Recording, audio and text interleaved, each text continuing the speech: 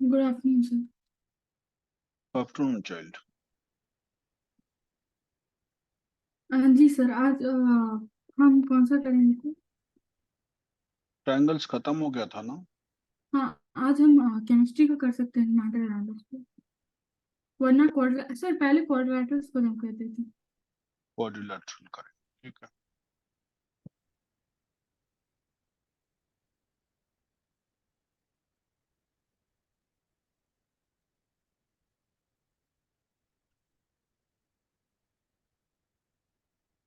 क्वाड्रिलेट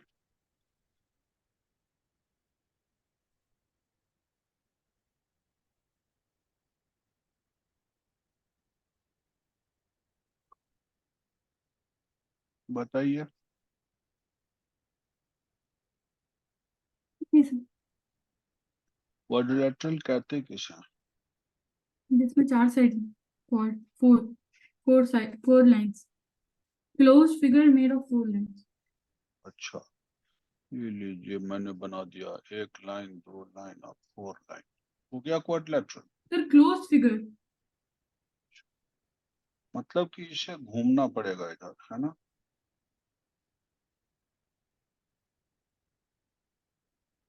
ऐसा होना चाहिए। जी सर। तो हम ये कह सकते हैं पॉलीगन, ये दूसरा पॉलीगन है अपनी सीरीज का। पॉलीगन हमेशा साइड से बना होता है,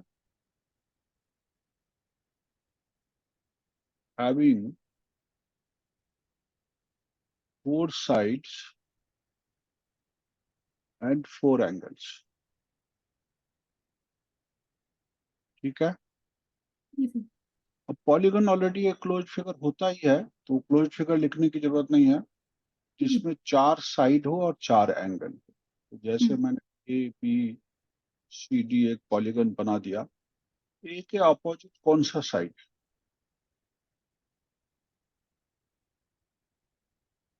बोलते जाओ बच्चे, जल्दी जल्दी से, लेट मत करना, आवाज दो।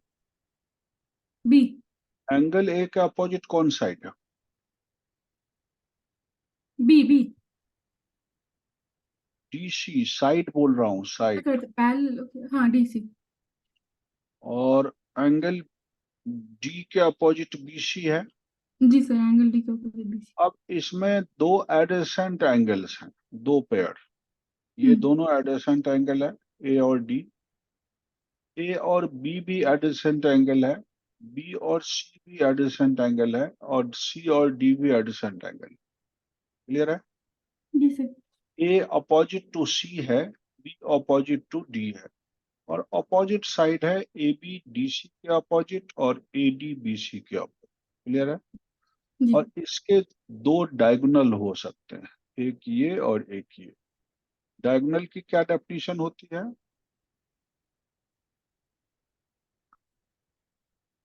जो एक क्लोज पॉलीगन को दो इक्वल हाफ में बांटता है। A long, नहीं नहीं नहीं a नहीं, ऐसा vertically drawn line which divides the shape into two equal parts. ऐसा कुछ नहीं है। दो भाग में बांटने वाली बात नहीं आएगी। एक लाइन सेगमेंट जो अपोजिट वर्टिसेस को ज्वाइन करता है। हम्म।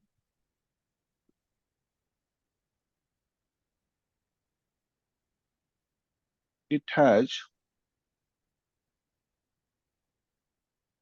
टू डायगोनल्स, यही होता है। जी सर। एग्जाम्पल के लिए मैं ए सी एंड बी डी लिख सकता हूं। अब डायगोनल की डेफिनेशन मैंने अभी अभी आपको बताया। ट्रायंगल में कोई डायगोनल नहीं हो सकता। जी सर। हमेशा ये एक लाइन सेगमेंट है, और line segment joining the opposite vertices of, opposite vertices को ज्वाइन करने वाला लाइन सेगमेंट, है ना, हम्म। Is called diagonal. ट्रायंगल में कोई डायगोनल नहीं था, इसमें दो डायगोनल होगा।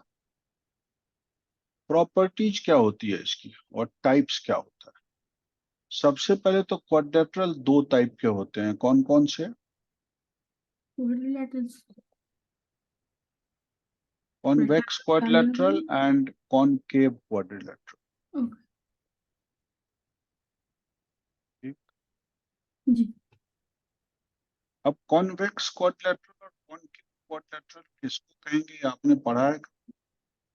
जी सर। अगर तो सारे वर्टेक्स बाहर बाहर की तरफ हों तो ये कौन सा होगा? कॉन्वेक्स।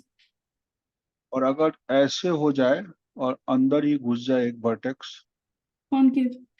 तब भी उसमें 4 साइड है लेकिन वो अंदर की तरफ आ गया। इसमें होता क्या है कि इसमें अपोजिट एंगल का सम मैक्सिमम 180 हो सकता है।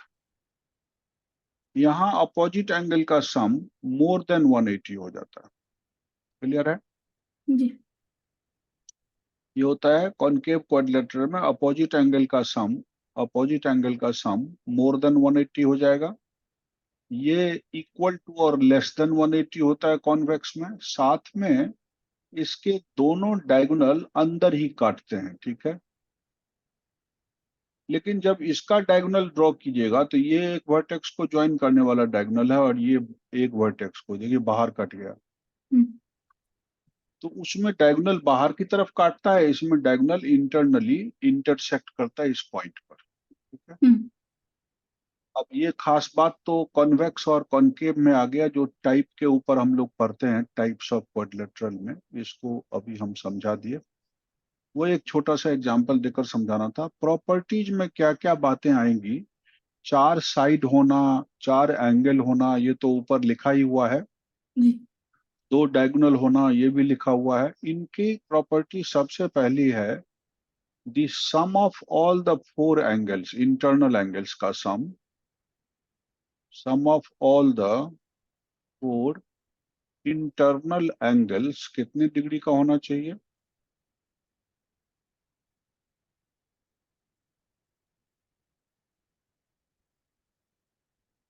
360 डिग्री। हम्म। ये क्वाड्रिलेटरल के अंदर की खूबी है। और एक्सटर्नल भी कितना होता है पता है? वो तो 360 होता ही है। 360 होगा। एक्सटर्नल एंगल का सम भी 360 और यहाँ इंटरनल एंगल का सम भी 360 हो रहा है। जी। अब इसको कहता है टू प्रूव करने के लिए, ये प्रॉपर्टीज है जिसको प्रूव करने के लिए। तो ये भी ट्रायंगल्स की तरह प्रूव ही करना है? हाँ, तो इसको प्रूव करने का सीधा सा तरीका है, आप एक क्वाड्रिलेटरल बना लें और एक कंस्ट्रक्शन में डायगोनल को ज्वाइन कर लें। Angle 1 plus angle 2 plus angle 3 कितना लिख देंगे? 180। एंगल सम प्रॉपर्टी से। जी सर। अब फिर इधर लिख देंगे इस ट्रायंगल में angle 4 plus angle 5 plus angle 6 भी 180 डिग्री। और जी। अब दोनों को ऐड कर देंगे तो देखिए 1 plus 2 plus 3 plus 4 plus 5 plus 6 मिलके 180 प्लस 180 360 हो जाना चाहिए। जी सर। अब पेयरिंग कर लेंगे 1 और ये 2 और 4 मिलकर एंगल बी बन जाता है, तो 2 4 को एक साथ ले लेंगे, है ना? हम्म। और इसी तरह यहाँ पर 3 और 360 को एक साथ। 5 को अलग कर लेंगे और 3 और 6 को एक साथ ले लेंगे, वो 360 आ ही रहा है। और यहाँ लिख देंगे ए प्लस इन दोनों को जोड़ के बी, इसको सी और इसको D equal to 360। Like that geometrically मुझे उम्मीद है कि आप इसको प्रूफ कर लेंगे। जी सर। ये जिस तरह से एंगल सम प्रॉपर्टी में पूछता था ट्रायंगल का, उसी तरह क्वाड्रिलेटरल का भी एक इंपॉर्टेंट थ्योरम है जो अभी हमने आपसे डिस्कस किया। सही है। अब अगले ओके। पेज पर जा रहा हूं मैं। ठीक है। जी सर, ये लिख लिया। यहाँ पर हम लोग थोड़ा गहराई से, वहां तो हमने 2 ही टाइप के क्वाड्रिलेटरल पढ़े, अब टाइप्स ऑफ कन्वेक्स क्वाड्रिलेटरल को ठीक से पढ़ते हैं। कॉन्वेक्स में और भी टाइप है। इसमें आप 2 टाइप पहले डालिएगा, 2 या 3 डलवा देता हूं। एक है पैरेललोग्राम, समझ गए?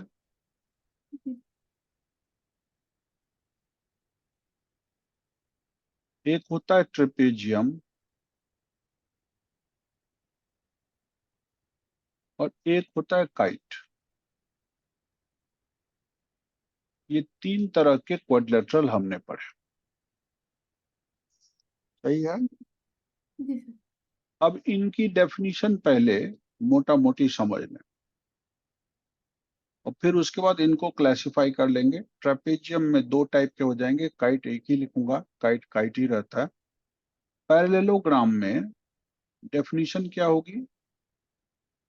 Both both the pairs of opposite sides are equal और पैरेलल।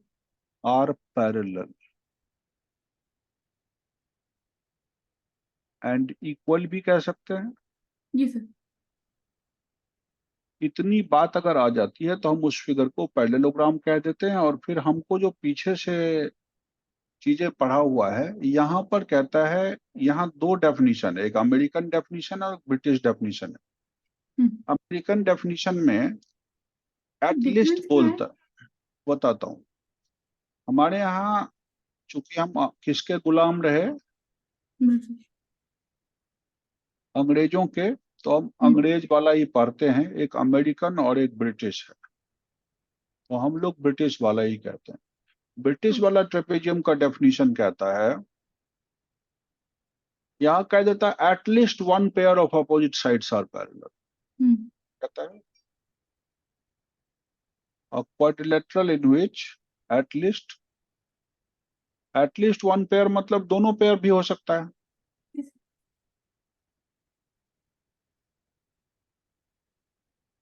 तब तो इसको भी इसी के नीचे डालना चाहिए।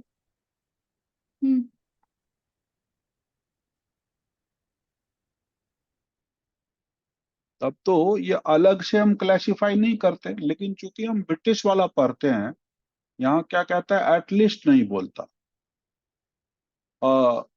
ये ब्रिटिश डेफिनेशन कहता है एक ऐसा क्वाड्रिलेटरल इन विच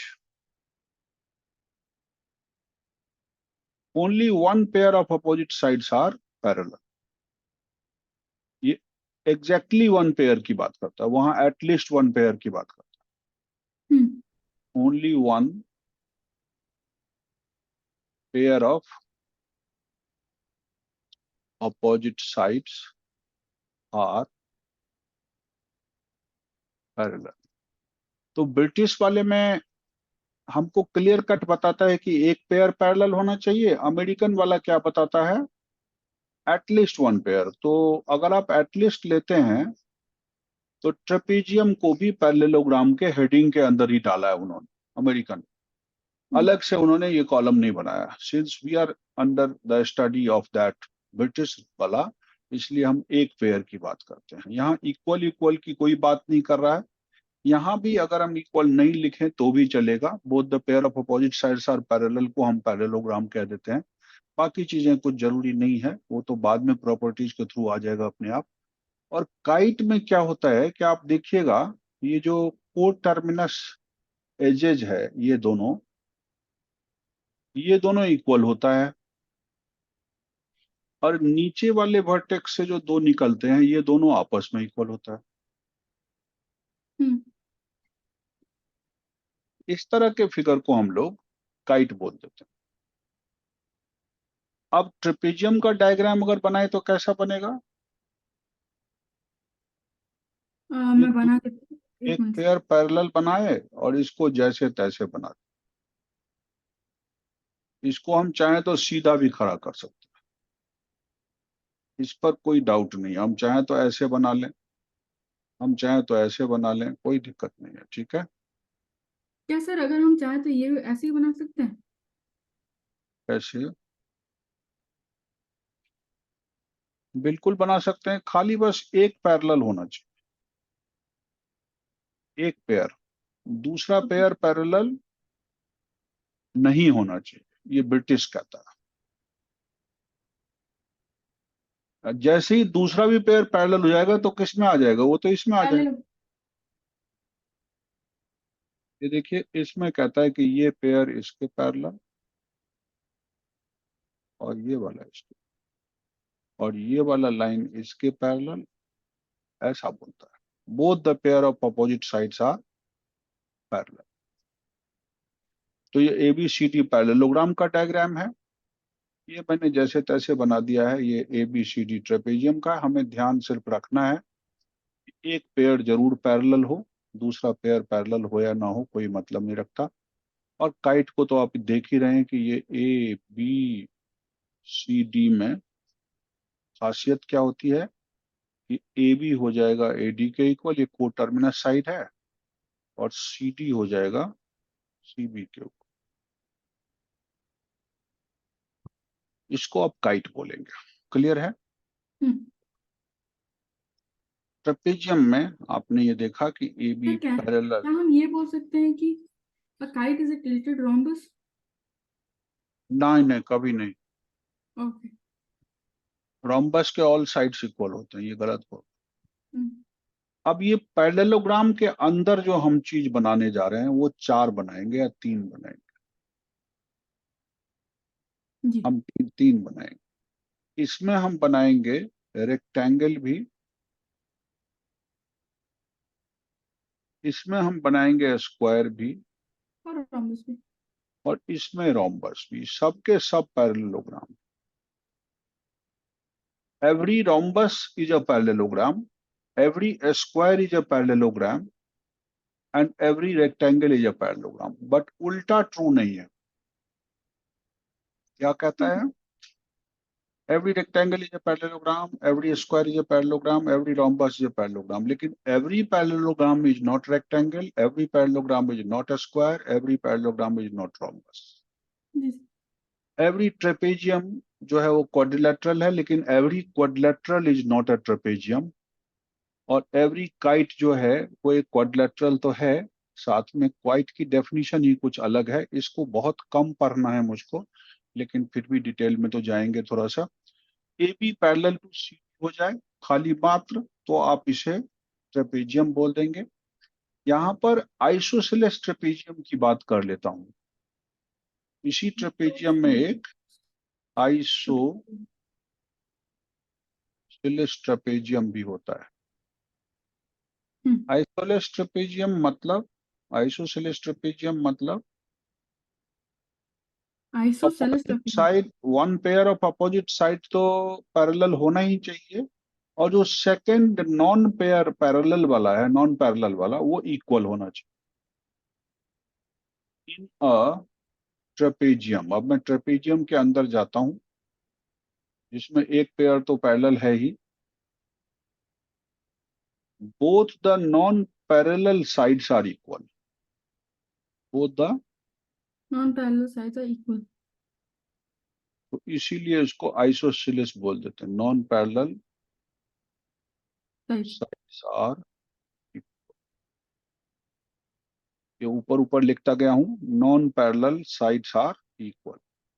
ऐसे केस में अगर वो ट्रेपेजियम की बात आप करेंगे, उस केस में आपको ऐसा ट्रेपेजियम बनाना पड़ेगा जिसमें ये तो पैरेलल होना ही चाहिए, और ये जो नॉन पैरेलल वाले साइड आप बोल रहे हैं, इन दोनों को भी आपस में इक्वल होना चाहिए। ऐसा ट्रेपेजियम क्या कहलाता है? Isosceles trapezium. समझ गए? जिसमें दो साइड्स इक्वल है। इसके जो दो नॉन पैरेलल साइड्स हैं वो AD BC के इक्वल लिख दिया हूं। हम्म। दूसरे पैरेलल तो है ही। AB पैरेलल टू CD तो होगा ही, जी। और जो AD है वो BC के इक्वल भी होगा। ये दो बातों को साथ लेकर चलता है, तो ये आइसोसेलेस ट्रेपेजियम की डेफिनेशन के अंदर आता है। ट्रेपेजियम की सबकी खासियत वही होती है। अब जैसे कि कोई कहता है कि भाई मैं आपको एक स्क्वायर बना के दे रहा हूं, क्या every square is a rectangle? True है या फॉल्स है? Every square is a rectangle. नहीं, फॉल्स हम है। कहते हैं यस ट्रू है। हाँ। बताइए क्यों कह रहा हूं। Every square is a rectangle. जी पर सर, क्योंकि rectangle is not a square. Is not a square exact. Every square is a rectangle. हम्म। ट्रू। जी सर, वो करेक्ट है, बट दूसरा वाला सही नहीं है। But every rectangle is not a square, वो फॉल्स हो जाएगा। पर अगर हम्म। कोई कहे every rhombus is a square तो ट्रू है। Every rhombus is a square. बिल्कुल गलत हो जाएगा। हम्म। रोम्बस के अंदर एंगल 90 का होता ही नहीं, वहां पर ईच एंगल 90 का होता तो क्या लिख सकते हैं, every square is a rhombus? है। Every square is a rhombus लिख सकते हैं, अब वो बताता हूँ क्यों लिख सकते हैं। ये सारी रीजनिंग आपको आनी चाहिए कि क्यों कह सकते हैं ऐसा, है ना। हम्म। अब जी आप एक सर। रेक्टेंगल बना के देखें, उसके ऑपोजिट साइड्स इक्वल होते हैं, एक रेक्टेंगल, जी सर। और ईच एंगल 90 का होता है। पैरेललोग्राम तो यह है ही, both the opposite sides are parallel. हम्म। सो रेक्टेंगल को हम क्वाड्रिलेटरल नहीं बोल के ये बोलेंगे एक parallelogram in which both the pair of opposite sides are equal। Hmm. Parallel तो होगा ही क्योंकि पैरेललोग्राम बोल रहा हूं। हम्म। यहाँ opposite sides are equal. Are equal कर दिया। जी सर। और क्या क्या निकल के आएगा। Each angle is equal to, 90 degree. और क्या निकलेगा। और BC and AD are equal. Both the diagonals are equal. जी।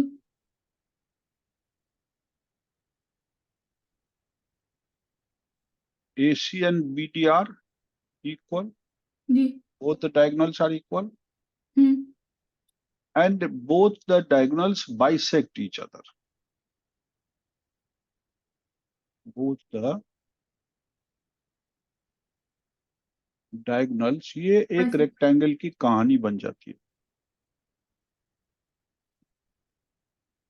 हम्म।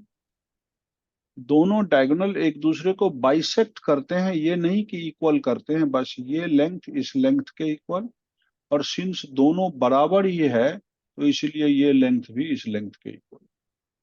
हम्म। तो बोथ द डायगोनल्स का इक्वल होना, उनके हाफ हाफ का भी इक्वल होना, उनका बाइसेक्ट करना, इच एंगल का 90 होना, इनका एक पैरेललोग्राम होना, और इनके अपोजिट साइड का इक्वल होना। इशारे जी। से देखें तो A B parallel to C D, A B equal to C D. Similarly A D parallel to B C, A D equal to B C. ये हो गया हम्म। इन दो बातों का खेल। AD A C parallel to equal to BC, B D, AB parallel to TC, DC AB यहाँ। A C equal to B D, each AB angle 90 degree, A equal to B equal to C equal to equals to D D। 90 degree, and AO C BD equal are equal. to OC equal to OB equal to OD। AC BD के equal equals है तो टू उनके OC half half सारे OD। Equal हो जाएंगे। Half of AC equal to half of BD। Half of AC में मैं दोनों में से कोई भी लिख सकता हूँ क्योंकि बाइसेक्ट करता है। तो जी ये जो सर। बोथ द डायगोनल्स है सर, क्या उसकी हम बात ये भी प्रॉपर्टी मेंशन कर सकते हैं कि both diagonals bisect in the middle of the rectangle? Bisect मतलब होता ही है मिडल। मिडल मतलब बीच। टुकड़े को इक्वल कर रहा हूं तो ये मिडल ही हुआ, मतलब इसका मिड पॉइंट इसके मिड पॉइंट से कोइंसाइड करे। हम्म। तो प्रॉपर्टी के अंदर नहीं देंगे, वो तो ऑलरेडी आ गया। ये इतनी बातें बच्चे को लिखने आना चाहिए और सिंबॉलिकली भी लिखने आना चाहिए। Now if I go hmm. To a square, ये डेटा किसके लिए था। एक ऐसे क्वाड्रिलेटरल के लिए जिसको हम लोग रेक्टेंगल बोलते हैं, और every rectangle is a parallelogram और every parallelogram is a quadrilateral. तो इतनी बात तो प्रूफ हो जाती है। उसके बाद जब मैं किसी स्क्वायर पे चलता हूं तो उसमें भी ऐसे ही कुछ खासियत होनी चाहिए। हम्म। एक स्क्वायर की स्टोरी देखिए कैसे बन जाता है। ये एक स्क्वायर बना लेता हूं। जी सर, चारों साइड इक्वल। इसका ऑल साइड्स इक्वल है, मींस अपोजिट साइड तो इक्वल और पैरेलल हो ही गया। हम्म। तो all the sides are equal, तो A B equal to B C equal to C D equal to D A. All जी। साइड्स आर इक्वल, एक ऐसा पैरेललोग्राम जिसमें सारे साइड इक्वल। हम्म। ईच एंगल 90 का हो जाए, जो स्क्वायर में भी है रेक्टेंगल में भी है।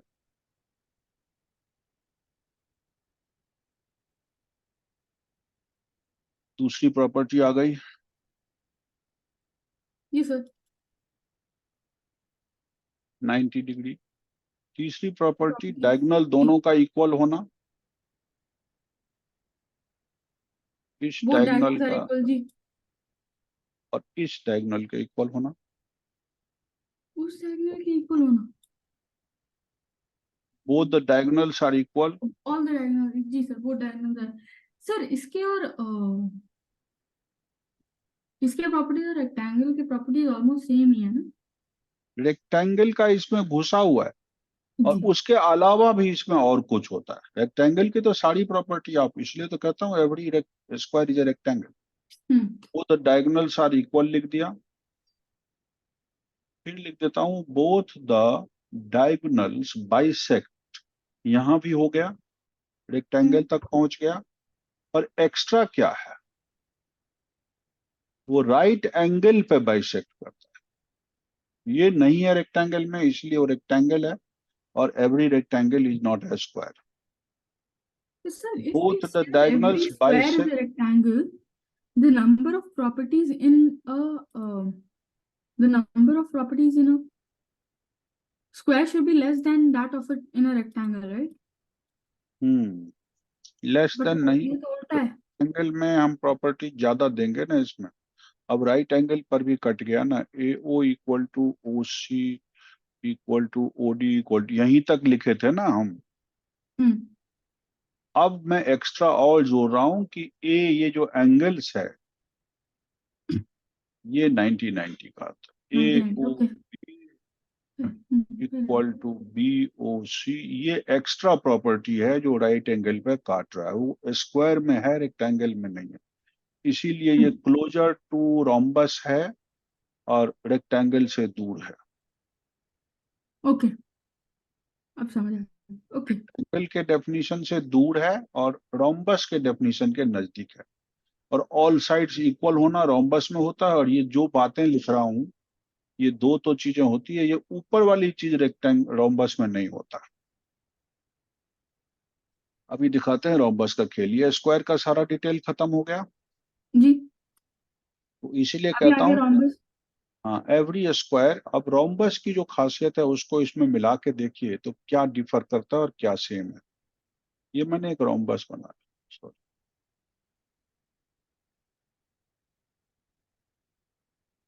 ये मैं रोम्बस बना रहा जी। हूँ। अब इस रोम्बस की खासियत देखें कि ऑल साइड्स इक्वल तो मार्क करूंगा। अपोजिट वर्टिसेस को ज्वाइन करने वाला एक डायगोनल लंबा हो रहा है और एक डायगोनल छोटा हो, जी। तो both the diagonals are equal वाली प्रॉपर्टी नहीं आ रही जो स्क्वायर में होता है। बाकी सारी प्रॉपर्टी स्क्वायर की इसमें भी है। जी। जी sir.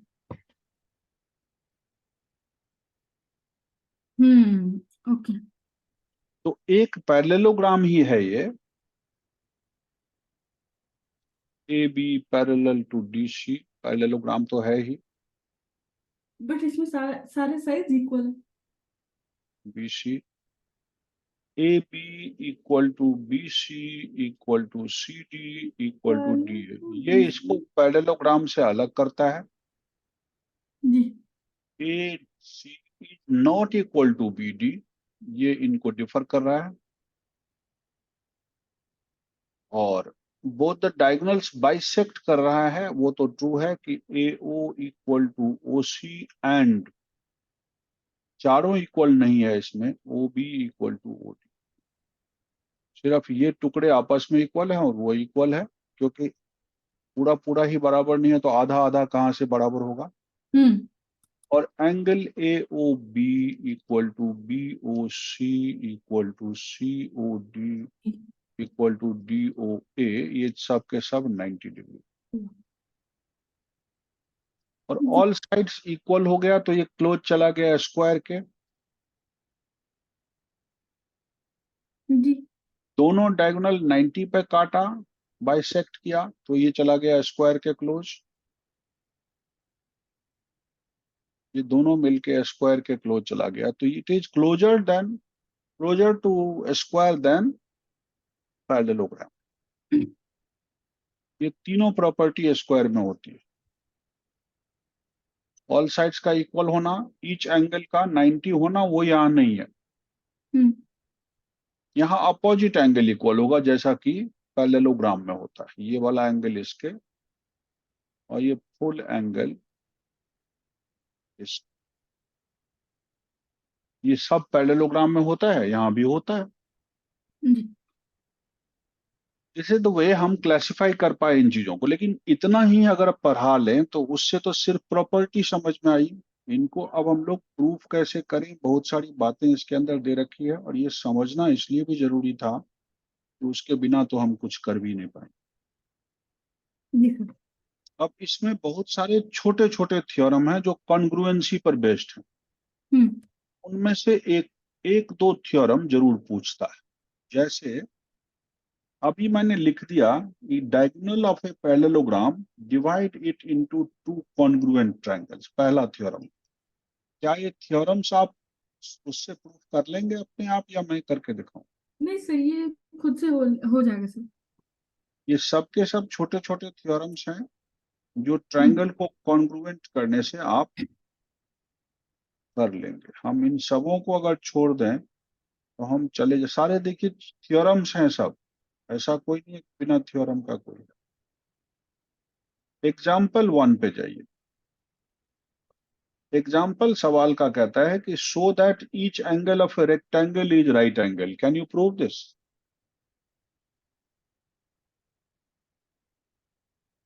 Each angle of a rectangle, ये एग्जाम्पल 1 का सवाल है, राइट एंगल।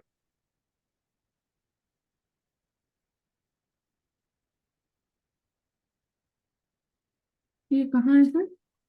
ये एग्जाम्पल 1 का है। जी सर, तो इसमें हम कर सकते हैं कंस्ट्रक्ट करके। We divide okay this into two equal right angle triangles. Okay Then it is proved that angle C is opposite to angle A and hence they are 90-90 each.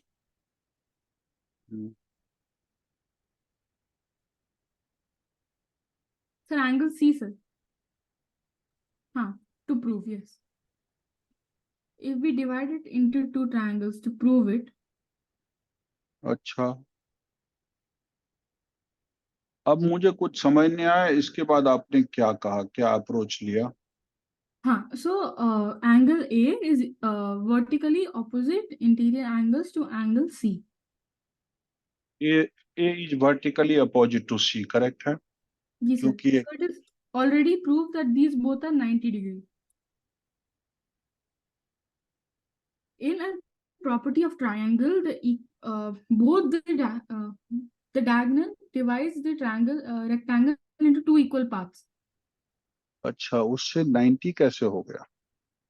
वो तो So 90 here से we कम भी can हो prove सकता। that angle D is vertically opposite to angle B because it's a parallelogram. So we can write 90 plus 90, 90 plus, sorry, वो 90. तो कह रहा है इस फिगर का वो 90 होता कैसे है वही लाओ। सर ये दोनों तो ऑलरेडी प्रूव्ड है कि राइट एंगल ट्रायंगल। नहीं है प्रूफ ना, वही कह रहा लाओ। ठीक है सर, देन वो भी प्रूव कर सकते हैं। The total angle of a rectangle is 360 degree. Total मतलब ऑल द 4 एंगल्स All ना? the four angles equal to 360. So let's label each of them those angles as x.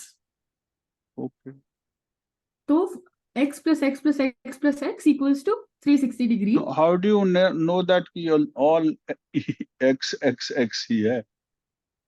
Because in a parallel, in a rectangle, all the four angles are equal. Okay.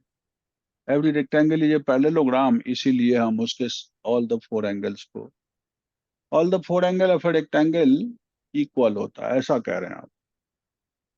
Sir जो draw किया है, हाँ इसमें है.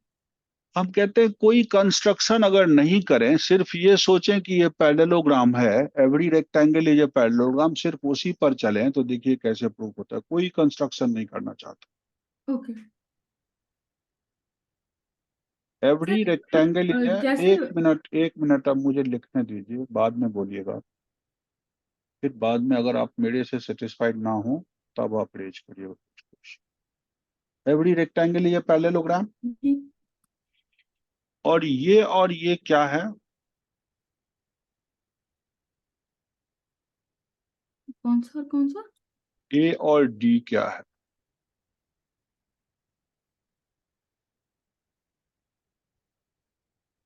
$180.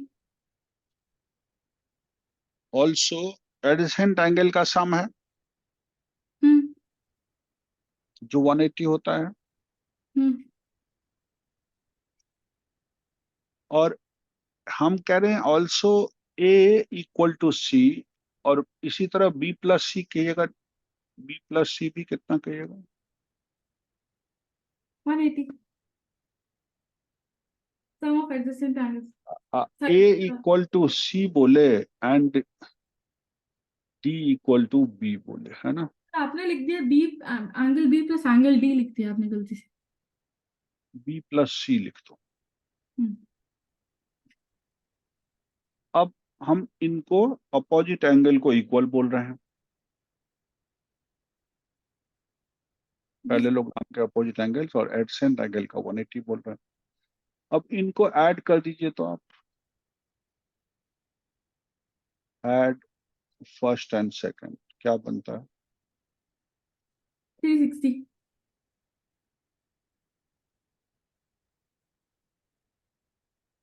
और मैंने कहा है कि ए सी के इक्वल है. चॉइस ऑफ ए कर दूं जी सर. और डी बी के इक्वल है. तो 2B. 2B कर दूं इक्वल टू 360. ए और बी का सम कितना बन गया? 180. 180. अब ए और बी आपस में इक्वल होगा? इसको सी कर दीजिए. कर सकते हैं, डी और सी को सी कर दिया. A plus C 180. जी. लेकिन यहाँ क्या लिखा है? डायगोनल. तो A equal to C, that means choice of A कर सकते हैं इसको.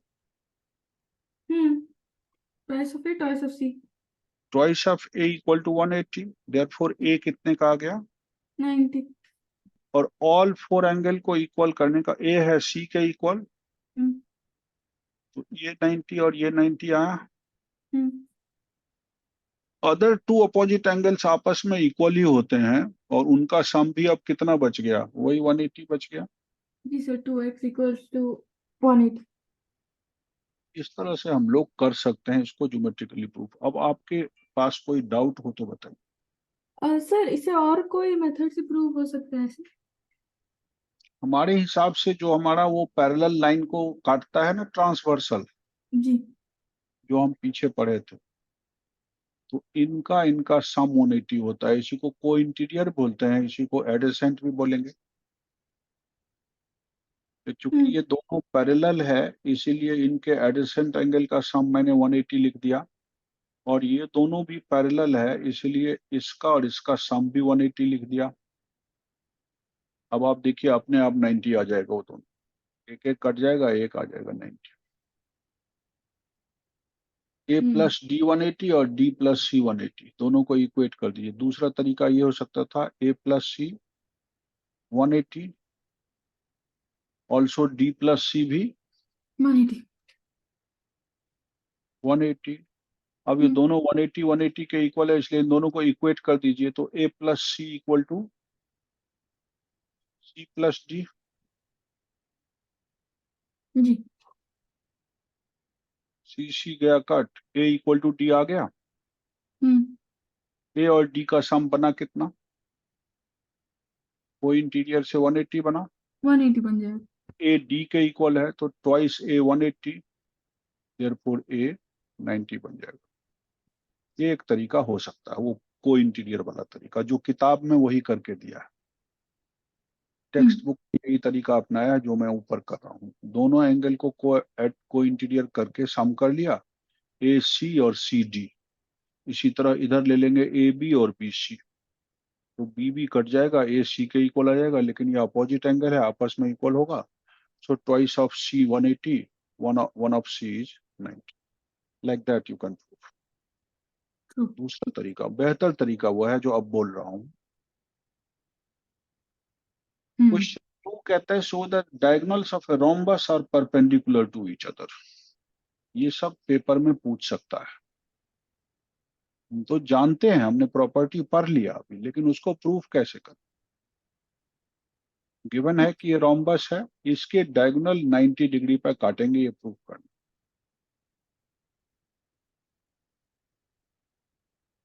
जो आपने वो एओबी बीओसी 90 किया था वो प्रूफ करना।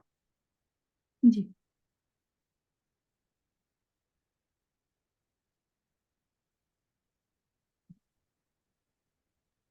डायगोनल्स ऑफ ए रोम्बस मतलब ये डायगोनल्स हैं दोनों। आपको ये एंगल जो एओबी वाला है इसको 90 प्रूफ करना।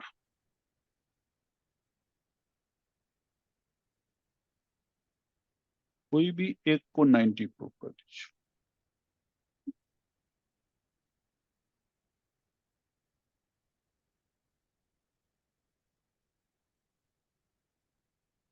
बाइसेक्ट वाइसेक्ट करने की बात तो पहले ही प्रूव किया कि रोम्बस है तो बाइसेक्ट करेगा। आपको 90 प्रूफ करना है। अब 90 प्रूफ करने के लिए मुझे कॉन्ग्रुएंसी में तो जाना ही पड़ेगा। एक एओडी और एक सीओडी ले ली, सीओबी ले लीजिए, ले सकते हैं। जी। कौन कौन इसको कॉन्ग्रुएंट कैसे करें?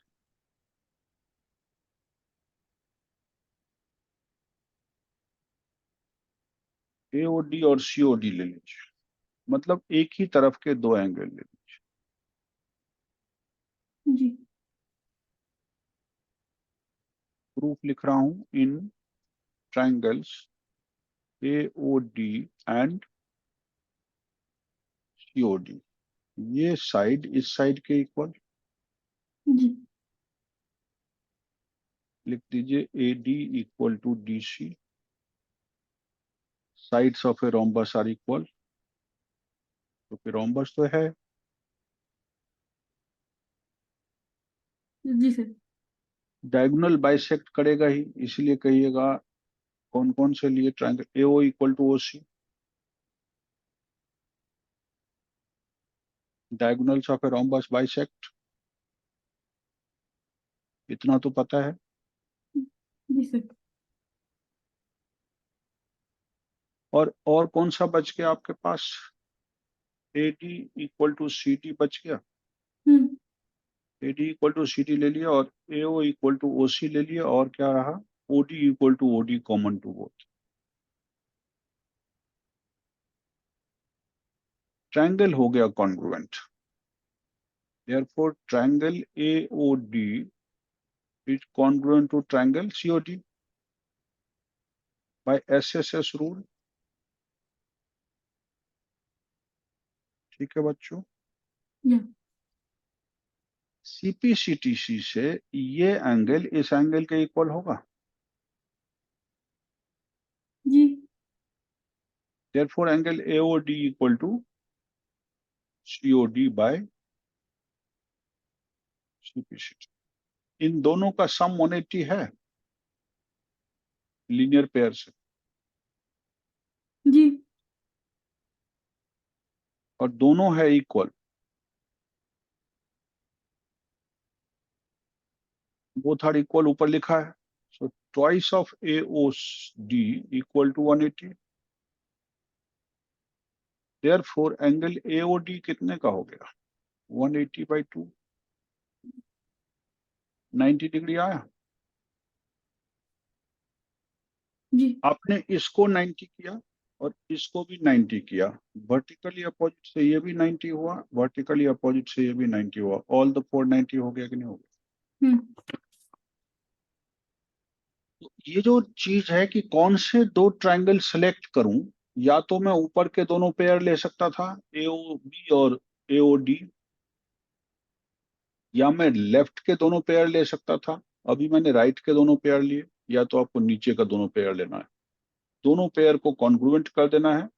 Since it is already a rhombus, therefore इनके डायगोनल तो बाइसेक्ट करेंगे ही, और सारे साइड्स इक्वल होंगे ही। दो क्राइटेरिया तो मुझको कॉन्ग्रुएंसी का मिल ही गया था। OD के कॉमन लिखने के बाद SSS रूल से ट्रायंगल्स को कॉन्ग्रुएंट किए, CPCTC से जो एंगल होना चाहिए इक्वल उनको इक्वल किए, बट वो दोनों एंगल का सम 180 आ रहा है लीनियर पेयर से, so one of them is going to be 90। And other proof करने की जरूरत ही नहीं है, क्योंकि आप कहीं भी एक एंगल 90 प्रूफ कर देते हैं, कोई एक, वही तो चाह रहा है वो, राइट एंगल हो गया, 90 डिग्री हो गया दोनों डायगोनल। ये क्वेश्चन इंपॉर्टेंट है औरों से, जो एग्जाम्पल्स में है उनमें सबसे इंपॉर्टेंट क्वेश्चन ये आता है। अब हमारे पास एक एग्जाम्पल 3 है। मैं एग्जाम्पल पर इसलिए जोर दे रहा हूं कि जब बच्चे इग्नोर करते हैं इन चीजों को, और यहाँ कुछ खास सम्स छुपे हुए जी जी सर। हैं, ये इनको पढ़ाना जरूरी हो गया है। कहता है कि ABC एक आइसोसेलेस ट्रायंगल है, इसको आप मोस्ट इंपॉर्टेंट में लिख लें। एक आइसोसेलेस ट्रायंगल बना, जी ABC आइसोसेलेस ट्रायंगल है, जिसमें इस लेंथ को इस लेंथ के इक्वल बोल रहा है। AD bisects exterior angle PAC। तो ये जो PAC है, P कहीं होगा बना हुआ इधर, ये लाइन आगे की तरफ बढ़ा देता हूं, और इधर कहीं P लोकेट कर लेता हूं। ये जो एक्सटीरियर बन रहा है, इसको कोई लाइन बाइसेक्ट करता है, एंगल, इस एंगल, जी मतलब सारा जो कवायद है वो चल रहा है किसका, क्या करने का, एक पैरेललोग्राम बना। तो ये बाइसेक्ट करता है, ये भी दे रखा है। ये जो ये एंगल एक्सटीरियर वाला है उसको दो इक्वल पार्ट में बांट रहा है, और नाम इसका दिया AD। ये गिवन में आएगा, जी such that C parallel to AB, CD parallel to, ये वाली लाइन इसके पैरेलल है।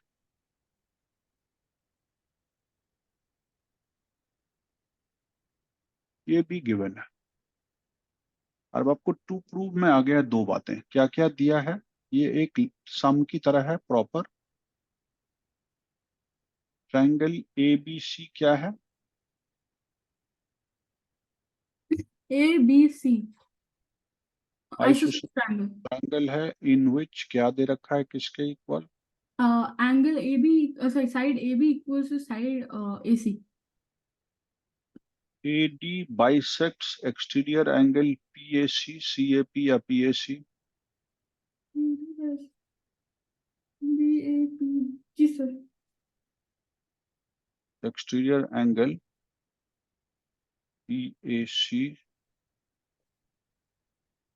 And AB parallel to CT। ये सब गिवन पार्ट में आता है। और टू प्रूव में दो तीन बातें हमें करनी हो सकती है। पहली बात कह रहा है DAC को BCA के बराबर कर, angle DAC equal to, angle BCA। और दूसरी बात कह रहा है कि ABCD को एक पैरेललोग्राम साबित करें।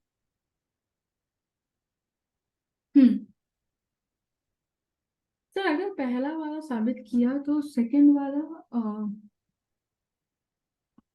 अपने आप नहीं हो जाएगा, क्योंकि दोनों ट्रायंगल आइसोसेलेस तो हैं, प्रूव हो गया। नहीं नहीं, पहले मुझे बताइए पहला कैसे करेंगे, फिर मैं बताऊंगा आपको क्या डिफिकल्टी आएगी वहाँ। Angle D A C, angle D A C, okay, and A B C, B C A. तो इसमें we can prove that by vertically opposite interior angles are equal in a parallelogram.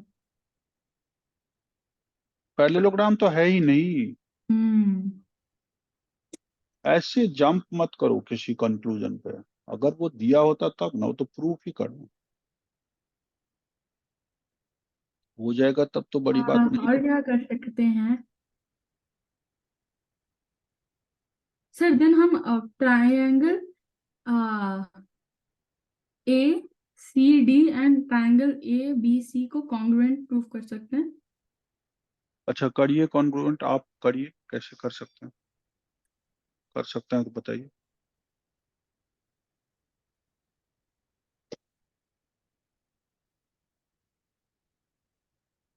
If you can you tell me. Congruent करने के लिए आपको कौन से rules हैं पता है ना? उन रूल में से एक भी रूल यहाँ लागू नहीं होता। ना तो एस एस एस, ना एस एस, ना आर एच एस, ना एस, कोई भी रूल लागू हो रहा है? Parallel to A B and equal to A B तो एक है, ए सी कॉमन।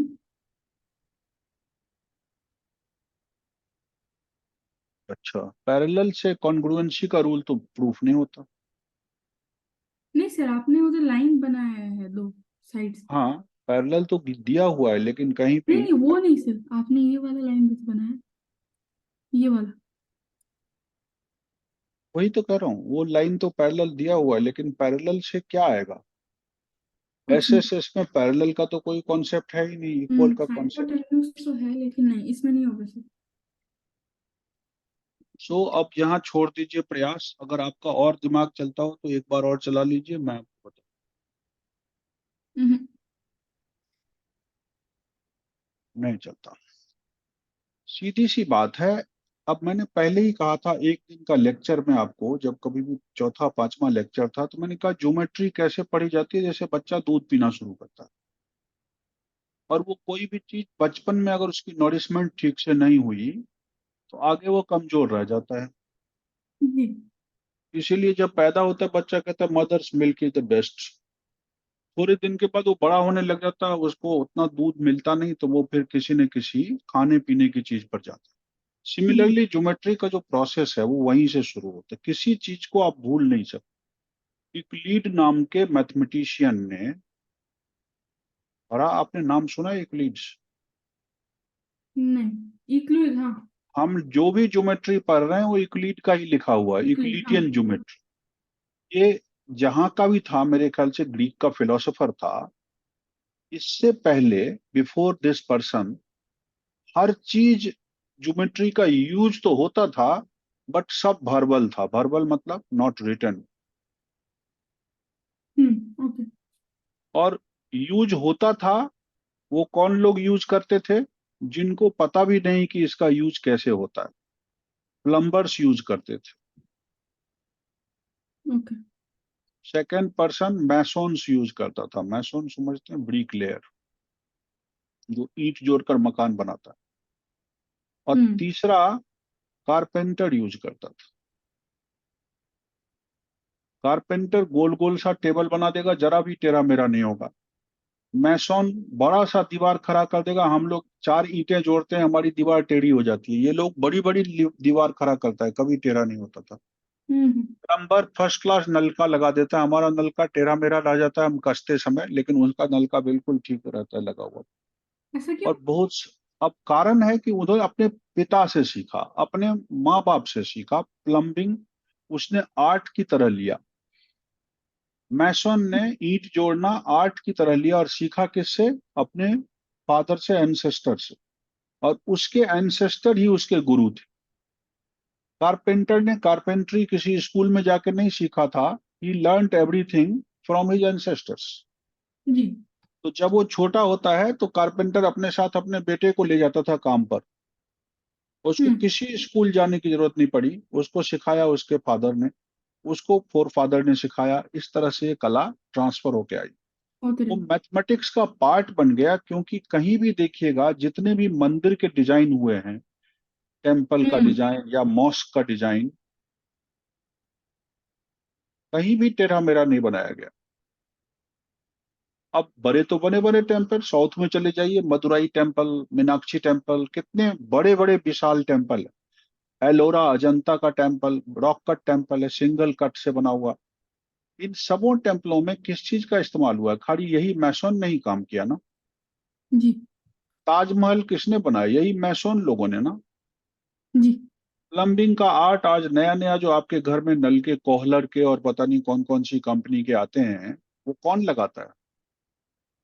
और सब। अगर वो उस नलके को टेढ़ा लगा दे या फाउंटेन को टेढ़ा लगा दे, तो आपको तुरंत पता चल जाता है कि टेढ़ा लगा दिया, ठीक करो इसको। ये सारी हम्म। ब्यूटी जो है कौन करता था? यही आर्टिस्ट कहलाते थे ये। लेकिन ये आर्टिस्ट नहीं, ये मैथमेटिशियंस थे। यूक्लिड से पहले ये सारी चीजें वर्बली लिखते पढ़ते थे, लेकिन रिटन फॉर्म में नहीं था।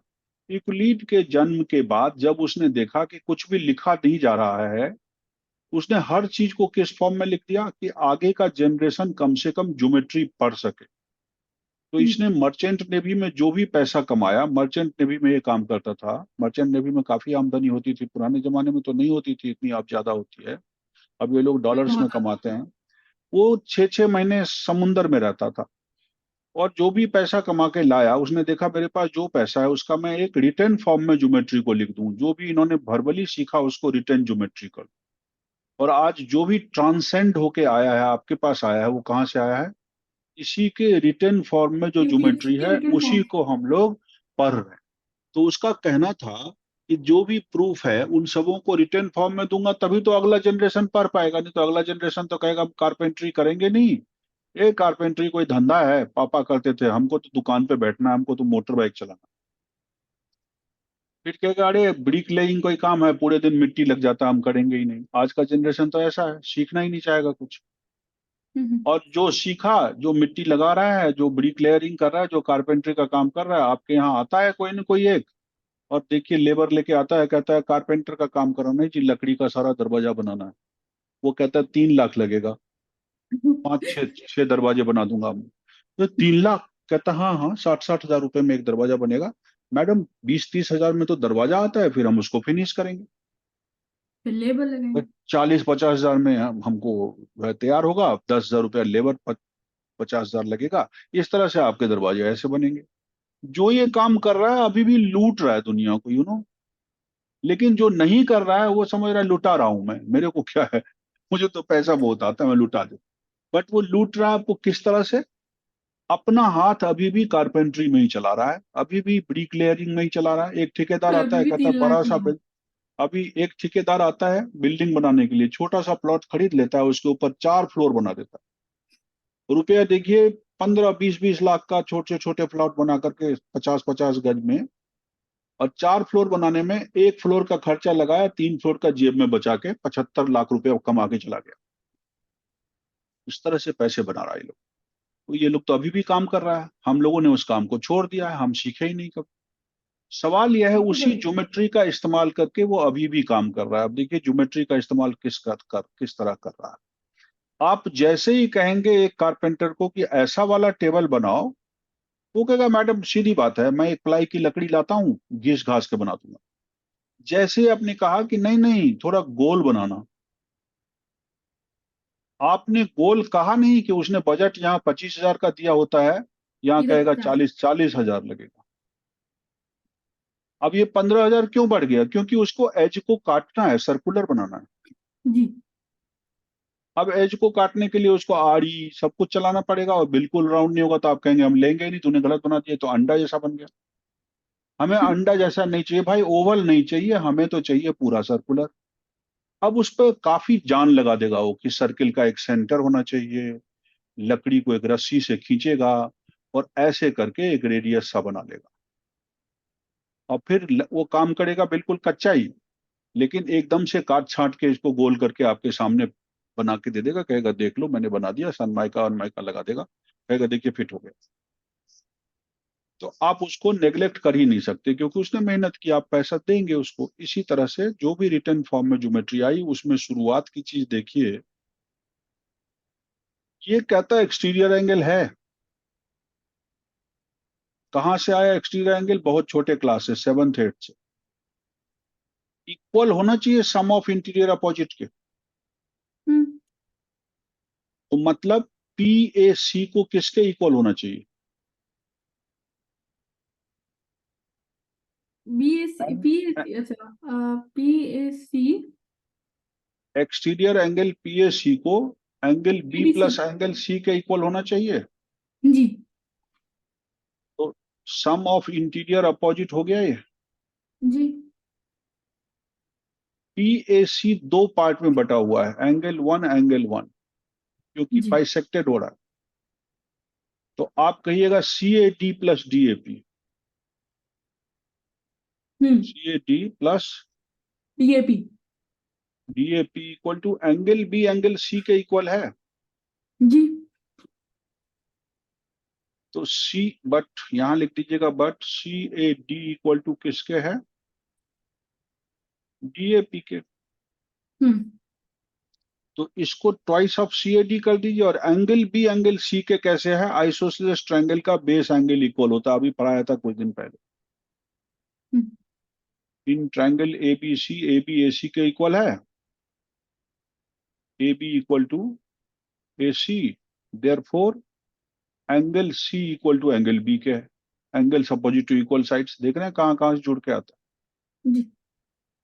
Angles opposite to equal sides are equal.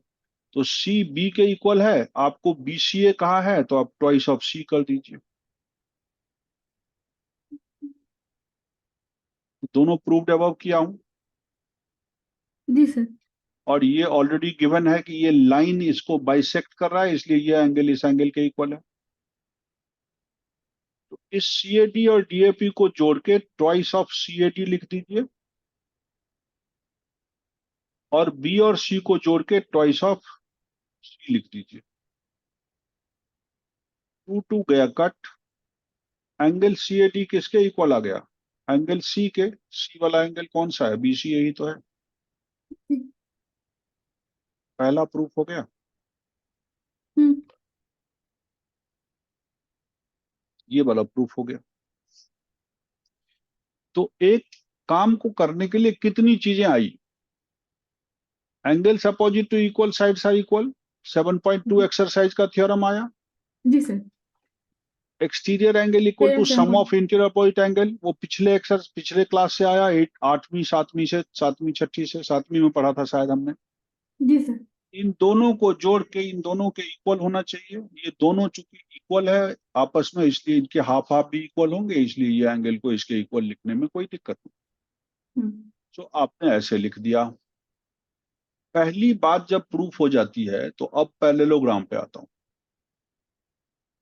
मैंने अभी अभी प्रूफ क्या कर दिया कि ये एंगल इसके इक्वल है। ये अल्टरनेट एंगल अब बना। हम अब दूसरे प्रूफ की बात कर रहे हैं, ठीक है। आप कहेंगे C A D equal to, क्या प्रूफ किया हमने? A C B. ACB proved in question 1। Which are alternate angles. alternate interior right sir और अल्टरनेट इंटीरियर है तो लाइन पैरेलल कर देगा कि नहीं कर देगा? जी सर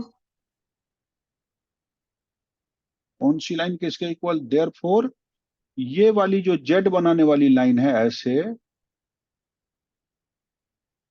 ये दोनों भी पैरेलल हो जाएगा। तो आप कहेंगे A D parallel to B C. अब ये हो गया अल्टरनेट एंगल्स आर इक्वल से, और एक तो ऑलरेडी दे ही रखा था, A B parallel to C D. A B parallel to C D given है। इन दोनों को मिला के आपने इस फिगर के अपोजिट एंगल्स को, अपोजिट साइड्स को पैरेलल कर दिया कि नहीं कर दिया? कर दिया so in A B C D both the pair of opposite sides are equal, sorry parallel. इसीलिए यही तो डेफिनेशन है पैरेललोग्राम का। बोथ द पेयर्स ऑफ, ये क्वेश्चन पूछेगा पेपर में, मेरे हिसाब से मैं जरूर सेट करता हूँ ये question. Opposite sides are parallel, क्योंकि ये बहुत फैक्ट ढूंढ रहा है। Hence ABCD is a parallelogram. हम्म वो आपने कहीं मिस किया हो, कुछ पूछना हो तो मुझसे पूछिए। बच्चे क्या करते हैं, जल्दी में जबरदस्ती कुछ भी धक्का लगा के करना चाहते हैं, पर जब तक आप फैक्ट नहीं लिखिएगा एक भी नंबर आपको नहीं देगा ज्योमेट्री में। ओके अब चली बात ये एग्जाम्पल 4 सर, एक का। मिनट सर, एग्जाम एक मिनट सर, एक मिनट, ये पढ़ लेते हैं फिर और एक बार। तो सर इधर हमने एंगल पी ए सी को प्रूव किया to be equal to angle D C B ना, एंगल बी प्लस सी। वहां पर पहला वाला सर, पहले पार्ट में। पहले पार्ट में हमने इसको लिखा था exterior angle equal to sum of interior opposite. जी पीएसी को बी प्लस सी लिखा। इस पीएसी को ब्रेक करके दो पार्ट में लाए और इसको बी प्लस सी लिखा रहने दिए। यहाँ पर C A D D A P के इसलिए इक्वल होगा क्योंकि ये बाइसेक्ट कर रहा है, इसलिए सी ए डी और डी ए पी दोनों इक्वल लिख दिए। और बी और सी इसलिए इक्वल होगा क्योंकि आइसोसेलेस ट्रायंगल के बेस एंगल इक्वल होते हैं, यहाँ से लिखे। हम्म अब इन दोनों को मिलाने के बाद हम पहुंच गए यहाँ पर। इसका भी ट्वाइस लिख दिए किसी एक का, और इसमें से भी किसी एक का ट्वाइस लिख दीजिए। वह उसी का ट्वाइस लिख दिएगा जो प्रूव करना हो। सी प्रूव करना और ए प्रूव करना। आपने ए वाले का ट्वाइस किया और यहाँ सी वाले का ट्वाइस किया, टू टू को उड़ा दिए। यहाँ पर हमने ये पहला प्रूफ आया।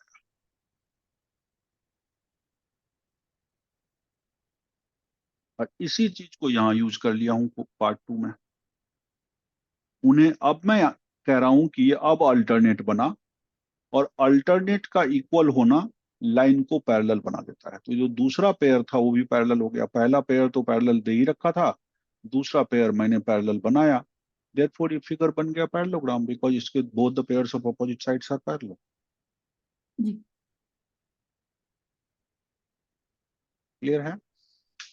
जी सर। चलें आगे। जी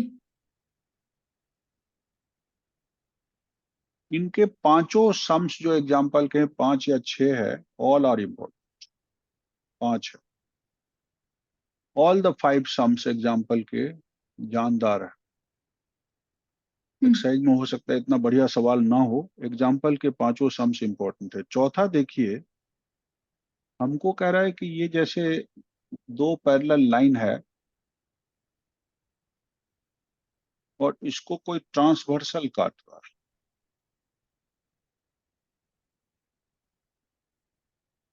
ऐसे काट रहा है, ये ट्रांसवर्सल कहलाता है। हम्म और इनके एंगल बाइसेक्टर जो हैं उनसे बना हुआ फिगर एक पैरेललोग्राम होगा।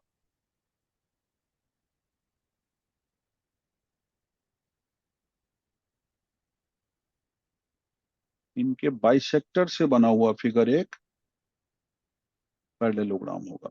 जी इसके बाइसेक्टर से ये फिगर बना, जी सर। इसके बाइसेक्टर से ये बना, और इसके बाइसेक्टर से। आपको इस फिगर को पैरेललोग्राम प्रूफ करना है। Line L parallel to M है, पी एक ट्रांसवर्सल है। सर उस फिगर को प्रूव करने के लिए हमें और तो एंगल्स को कुछ नेम देना पड़ेगा ना, जैसे एंगल बी सी और ए बी सी डी। मैं अभी लिख रहा हूँ,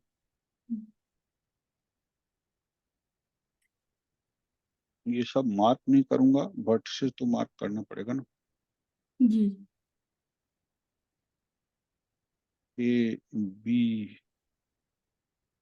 सी डी। आपको इसे एक पैरेललोग्राम प्रूफ करके अब फिर एवरी सर, इसमें ये पहले। भी दिया गया है कि एंगल बी इज 90 डिग्री। नहीं दिया नहीं गया है, वो प्रूफ करना है।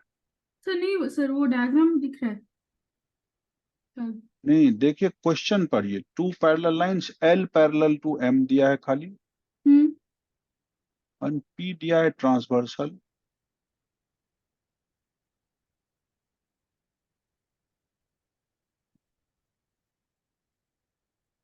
जी intersected by transversal P, so that the quadrilateral formed by the bisector of interior angles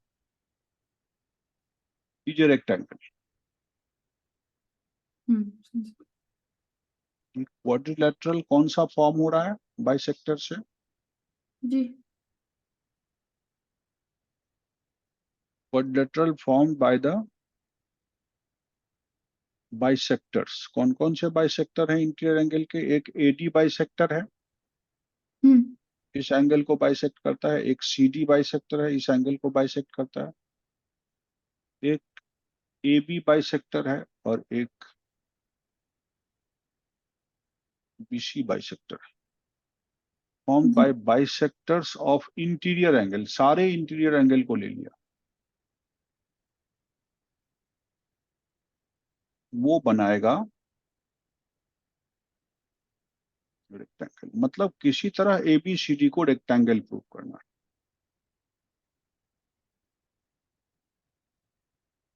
prove क्या करना है कि ABCD इज ए रेक्टेंगल। किसी रेक्टेंगल भी अप्रोच को प्रूव करने से पहले ABCD को रेक्टेंगल बाद में करिए, पहले ABCD को पैरेललोग्राम करिए। पहला काम क्या होगा स्टेप 1 में? ABCD को पहले ABCD को पैरेललोग्राम प्रूव करिए और उसके बाद आगे बढ़िए, तब रेक्टेंगल आएगा। सेकंड स्टेप में ABCD को रेक्टेंगल करिए। कहीं भी कुछ दिया नहीं है जो आप बोल रहे थे 90 का है। 90 तो मार्किंग किया हुआ है कि 90 होगा तभी रेक्टेंगल बनेगा। हम्म देखिए, आपने पढ़ा ऑल्टरनेट एंगल इक्वल होते हैं, लाइंस पैरेलल होते हैं, सर पढ़ा क्या था? हम इसे एक रेक्टेंगल बोल सकते हैं? नहीं, वो रेक्टेंगल तो आपको करना ही है प्रूफ। ओके ठीक यही तो पूछा है, इज ए रेक्टेंगल इसे so that quadrilateral form by the rectangle bisectors of interior angle से रेक्टेंगल। बताइए, कर सकते हैं आप? सर इसमें इन रेक्टेंगल मैंने कहा that सबसे divides पहले इस फिगर को पैरेललोग्राम प्रूफ करेंगे। okay so AB is parallel to CD AB parallel to CD तो कहीं नहीं है, and BC parallel to DA कोई भी नहीं दिया कुछ भी नहीं है। सिर्फ सिर्फ हमको वो थ्योरम है PS parallel to QR। PS parallel to QR तो ऊपर भी कहाँ से आएगी छोटा p अच्छा and AC is a transversal.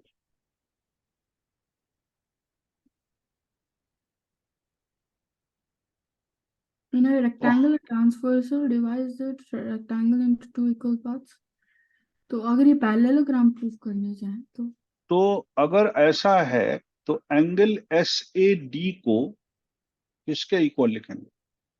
Angle कौन सा sir SAD, SAD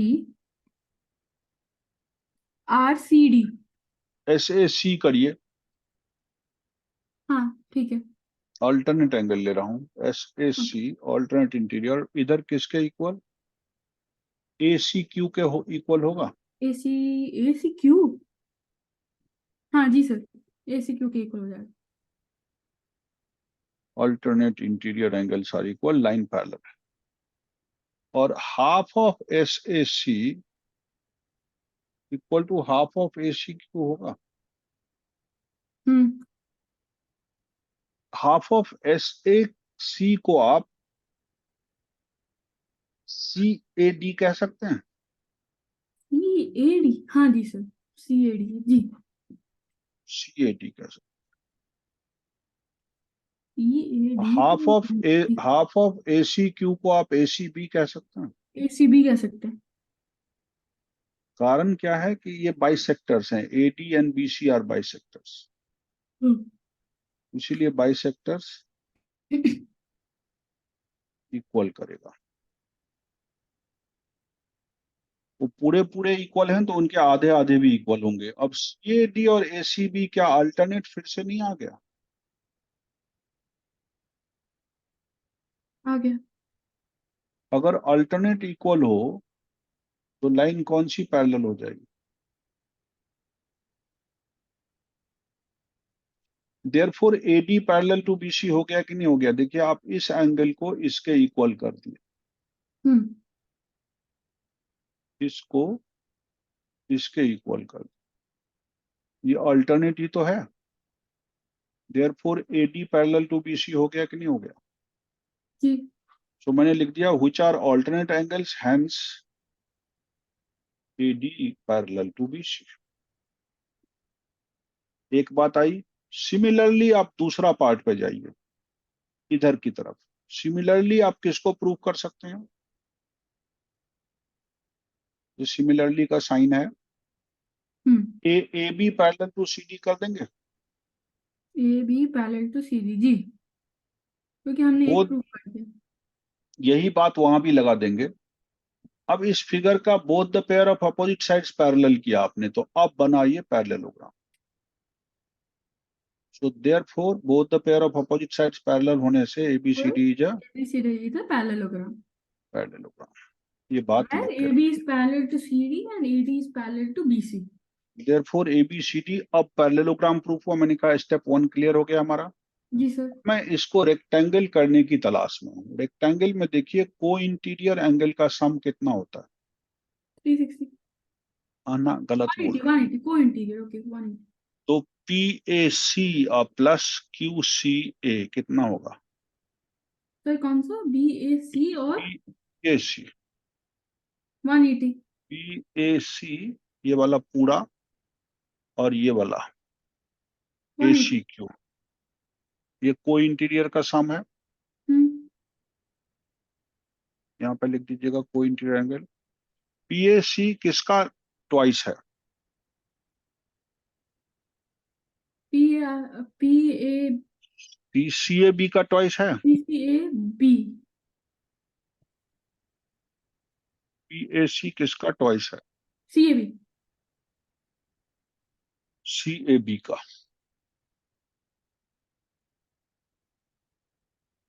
equal to अब प्लस ACQ किसका ट्वाइस है? ACQ CAD।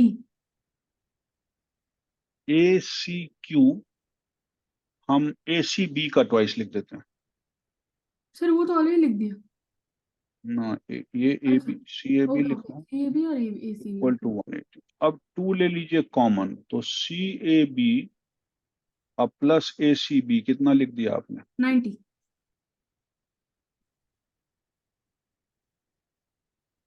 अगर किसी ट्रायंगल में, अब आप इस ट्रायंगल में जाइए, दो एंगल का सम आपने 90 कर दिया, थर्ड एंगल ऑटोमेटिकली कितना हो जाएगा? 90। इन ट्रायंगल ACB कहिएगा, sum of two angles is 90 degree, है ना? हम्म। CAB अब प्लस ACB अब इक्वल प्लस टू एक ABC ले लें, कितना होगा? 90। हाँ अब तो 180 होगा। सॉरी, अच्छा हम पर 90 दोनों ABC का का वैल्यू, सम हमने 90 लिखा हुआ है, और तो दूसरे का ये वैल्यू अगर हम एक्स ले 90 लें हो या गया। ABC भी ले लें, 90 तो डिग्री माइनस कर देंगे। ABC आ गया सर 90, 180 ऊपर। तो ABC 90 आ गया। कहने का जी। मतलब कि in a parallelogram if one of the angle is 90 degree, the other तो angle is, in a parallelogram if one of the angle is 90 तो रेक्टेंगल हो जाता है। कैसे हो जाता है बताता हूँ। If one angle is 90 it is a parallelogram. अब कहिएगा कैसे? ये लीजिए पैरेललोग्राम, आपने ये एंगल 90 कर दिया। पैरेललोग्राम की प्रॉपर्टी कहता है अपोजिट एंगल इक्वल, ये भी 90 हो गया। पैरेललोग्राम की प्रॉपर्टी कहता है को एडजेसेंट एंगल का सम भी 180, 180 होगा। ये भी 90 हो गया। इसका इसका सम भी 90 हो गया, 180 180 होता जाएगा। तो अगर एक एंगल पैरेललोग्राम का 90 हो गया, वो तो सारे पैरेललोग्राम के 90 हो सारे जाएंगे। एंगल तो इन अ पैरेललोग्राम हम क्या दिखा पा रहे हैं कि एक एंगल जैसे ही 90 हुआ, other all the four angles are 90, All the three. Figure automatically becomes a rectangle. Hmm. ऐसे डिफिकल्टी से सम्स प्रूफ होता है, कोई मतलब कोई ऐसे नहीं है कि झट से हमने 2 स्टेप लिखे और सवाल प्रूफ हो गया, आपको सारे रीजनिंग एक्सप्लेन करने पड़ेंगे। Okay, अब sir. टाइम बहुत हो गया, मुझे निकलना पड़ेगा। ठीक है अब सर, थैंक यू सर। आगे आप इसी बेसिस से एक एग्जाम्पल्स ही पांच कर पांच लेंगे sir. Number, very very important 5 number छूट रहा है, अगर आप कर सके तो ठीक है, नहीं तो मैं बताऊंगा। जी सर। डायग्राम ही देखिए कितना क्लासिकल है उसका। जी सर, वो देख लिया। और ये पेपर में पूछता रहता है 5 नंबर और जो रेक्टेंगल प्रूफ किया हूँ अभी, ये सारा बेसिक है। हम्म। लाइन्स एंड एंगल का ही बेसिक यहाँ यूज हो रहा है। जी। जैसे आगे बढ़ते जाएंगे पीछे का सारा बेसिक्स उसमें अप्लाई होता जाएगा, उसके बाद एक साइड में तो है ही सवाल। ठीक है, तो हम हाँ सर। चलते हैं। क्लासेस वगैरह काउंट नहीं किए लगता है तुम लोग। सर, आज मम्मी को काउंट करने के लिए बोल दें। हम्म, ठीक है, थैंक ठीक यू सर। है।